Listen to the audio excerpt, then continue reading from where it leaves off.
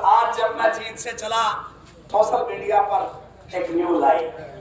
Social media की news होती तो मैं कहीं न कहीं ये सोचता कि किसी ने कोई गलत ना डालती हो, लेकिन एक अखबार की भी अपनी सोशल साइट के ऊपर सरपंच साहब वो खबर वायरल हुई, तो फिर मैंने विश्वास किया कि 100% लुटेरों का चेहरा आज सामने आ गया। 50 लाख रुपए की चाचे तक वो 50 लाख रुपए की राशि कैश पकड़ी गई, HR-31 गाड़ी पकड़ी गई और थाने सारा ने पहचान है। विधायक का जो सारथी है, ड्राइवर है, वो पकड़ा गया। कालू नाम का व्यक्ति जो इसका खास चहेता है, खास भाई है, वो पकड़ा गया।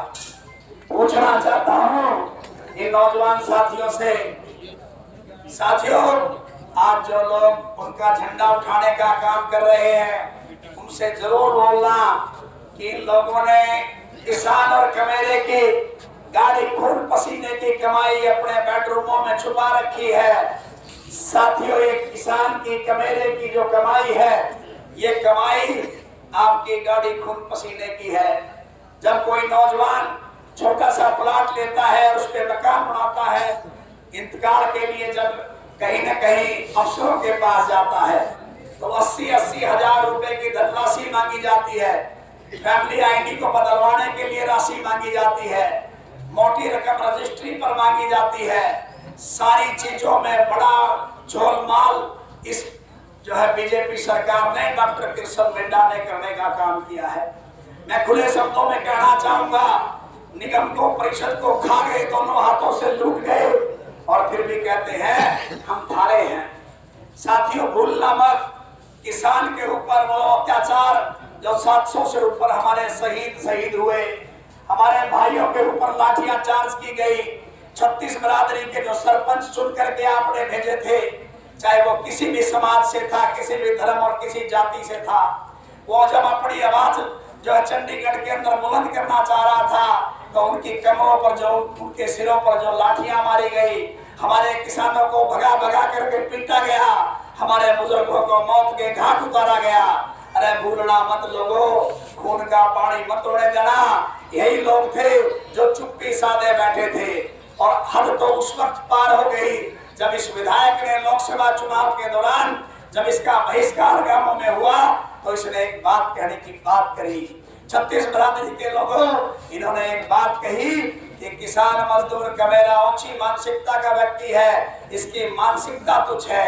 मैंने उस दिन भी कहा था कि आदरणीय विधायक जी, हमारे इन बुजुर्गों ने हमें सम्मान करना सिखाया है, हम गलत शब्द बोलने वाले लोग तो है नहीं।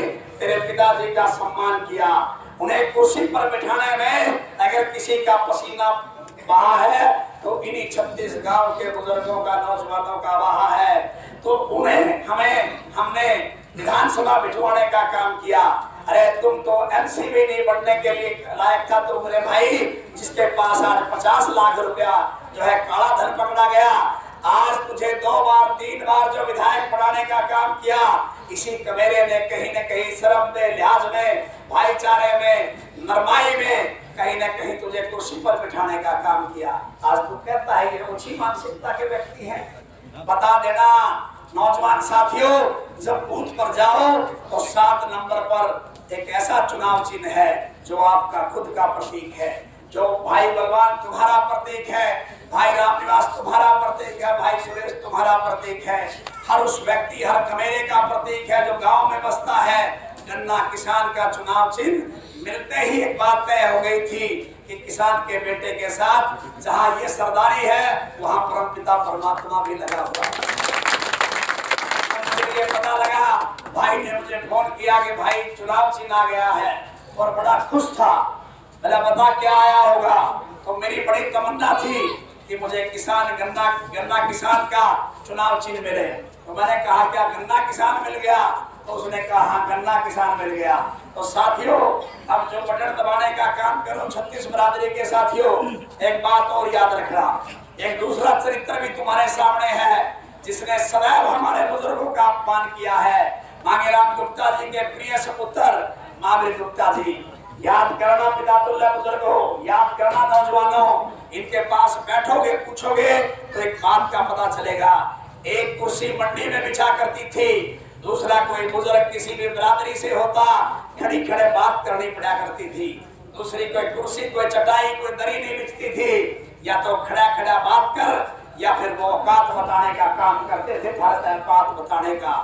लगातार अगर लाइन लंबी होती या बुजुर्ग कहीं ना कहीं थक जाता, उसकी पीढ़ियों में दर्द होता, तो या तो उसे धरती में जहां पर इनकी जूतियां निकलती थी वहां बैठना पड़ता था। नौजवान साथियों, मैं पूछना चाहता हूँ, ये लोग आज घड़ियाली आंसू बहा करके एक बात कहते हैं कि हमारे से गलतियां हुई होगी। अरे एक बार गलती करी कि दो बार करी, दो बार करी कि 5 बार करी? बेवकूफ मान के हमने कि बार बार घड़ियाली आंसू बहाएंगे। इन्हें एक बात का पता है, ये पता है नौजवान कौन सी कमजोरी का फायदा उठाते हैं। किसान का मेरा जो भी देहात में बसता है उसका दिल बहुत कोमल होता है, वो कहीं ना कहीं माफ बहुत जल्दी करता है। ये लोग घड़ियाली आंसू बहा करके ये कहना चाहेंगे कि मैं तारा था मेरा, माफ कर दियो। फिर से वही बात दोबारा ना दोहराना।